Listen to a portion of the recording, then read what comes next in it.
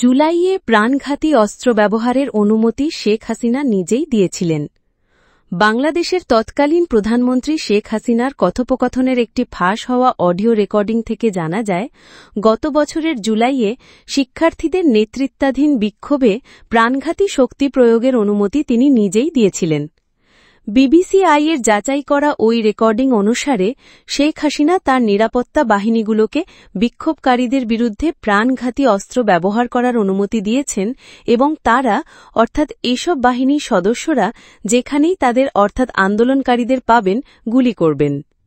অজ্ঞাত পরিচয় একজন ঊর্ধ্বতন সরকারি কর্মকর্তার সঙ্গে শেখ হাসিনার কথোপকথনের ফাঁস হওয়া অডিওটি এখন পর্যন্ত সবচেয়ে গুরুত্বপূর্ণ প্রমাণ যে তিনি সরকার বিরোধী বিক্ষোভকারীদের গুলি করার জন্য সরাসরি অনুমতি দিয়েছিলেন।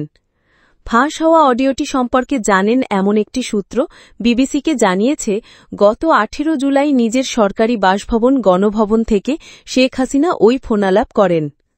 চলতি বছরের মার্চের শুরুতে ফোনালাপের অডিওটি কে ফাঁস করেছেন তা স্পষ্ট নয়। বিক্ষোভের পর থেকে শেখ হাসিনার কলের অসংখ্য ক্লিপ অনলাইনে প্রকাশিত হয়েছে, যার অনেকগুলোই যাচাই করা হয়নি। গত 18 জুলাইয়ের ফাঁস হওয়া রেকর্ডিংয়ের কণ্ঠের সঙ্গে শেখ হাসিনার কণ্ঠস্বরের মিল শনাক্ত করেছে বাংলাদেশ পুলিশের অপরাধ তদন্ত বিভাগ। বিবিসি আলাদাভাবে ইয়ারশটের অডিও ফরেনসিক বিশেষজ্ঞদের দিয়ে এই রেকর্ডিংয়ের সত্যতা যাচাই করেছে। তারা এটিতে এডিট করার বা কোনো রকম পরিবর্তন করার কোনো প্রমাণ পাননি।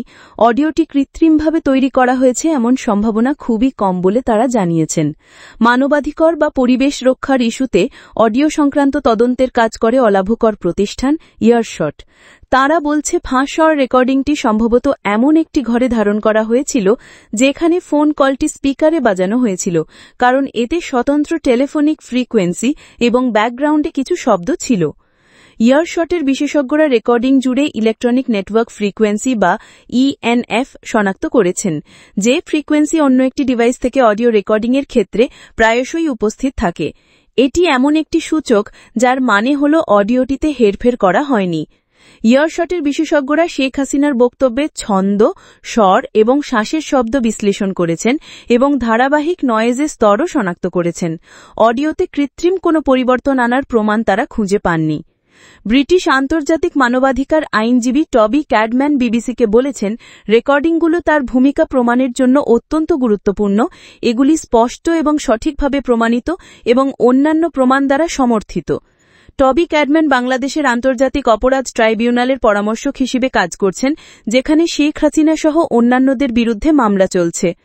আওয়ামী লীগের একজন মুখপাত্র বলেছেন, বিবিসির উল্লেখ করা টেপ রেকর্ডিংটি সত্য কিনা তা তারা নিশ্চিত করতে পারছেন না এবং এই টেপটিতে কোনো বেআইনি উদ্দেশ্য বা অসামঞ্জস্যপূর্ণ প্রতিক্রিয়া দিতেও দেখা যায়নি।